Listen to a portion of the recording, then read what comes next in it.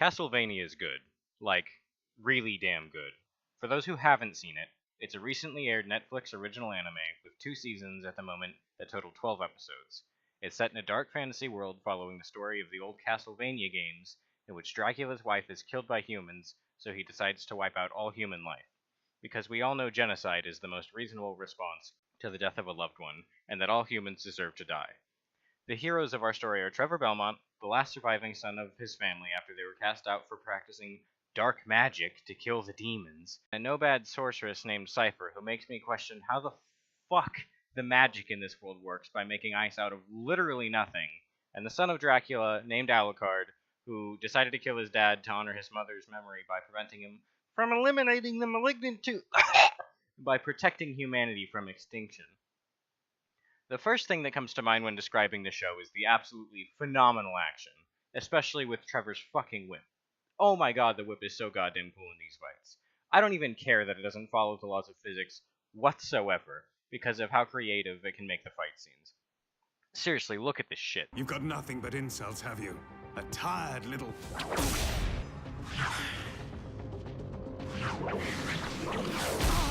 That being said, the whip isn't the only thing that makes the fights in this show so goddamn entertaining.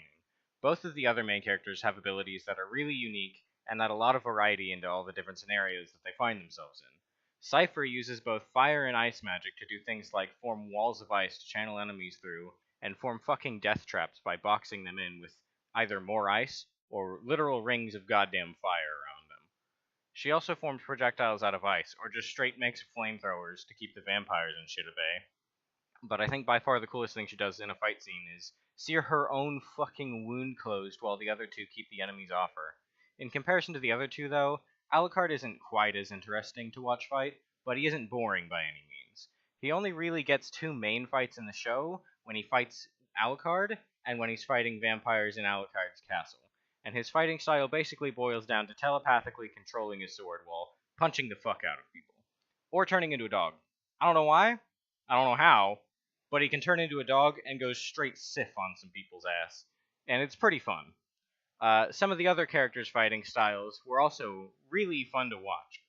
Isaac, one of the side characters, and personally the one I found the most interesting out of the entire supporting cast, uses a flay that he whips himself with in a similar way to Trevor's whip, while he stabs him with a dagger that can simultaneously reanimate them as a demon soldier that is unwaveringly loyal to him.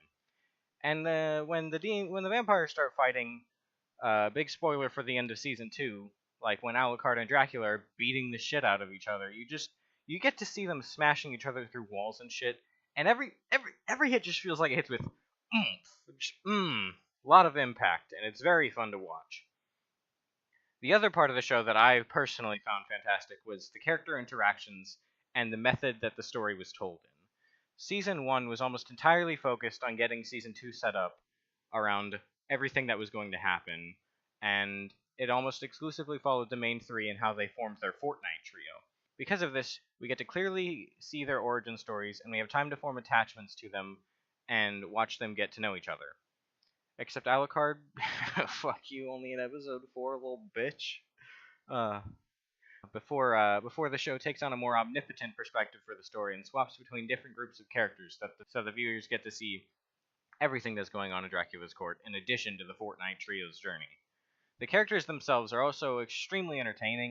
You have the subtle but quickly built romance between Trevor and Cypher, the sort of bromance between Trevor and Alucard, where they're just dicks to each other all the time, constantly, and it's great.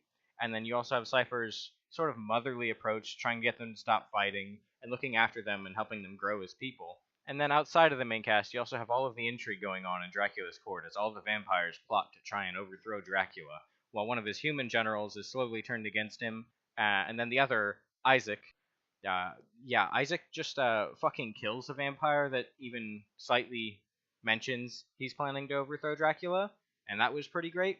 And then at the end of the second season, Dracula sort of banishes Isaac in order to save his life, so he didn't try to die in his stead when the Fortnite trio comes to get the victory royale by killing him. That leaves this man who, for his whole life, has been a servant. He's now making decisions for himself, and the first thing he does is start building up his own army of fucking demons. Personally, I can't wait to see where the series will go from here on out. I think it's a real shame that it will probably be at least a year before we get any more episodes, but it should be worth the wait. I suck at ending things. Bye.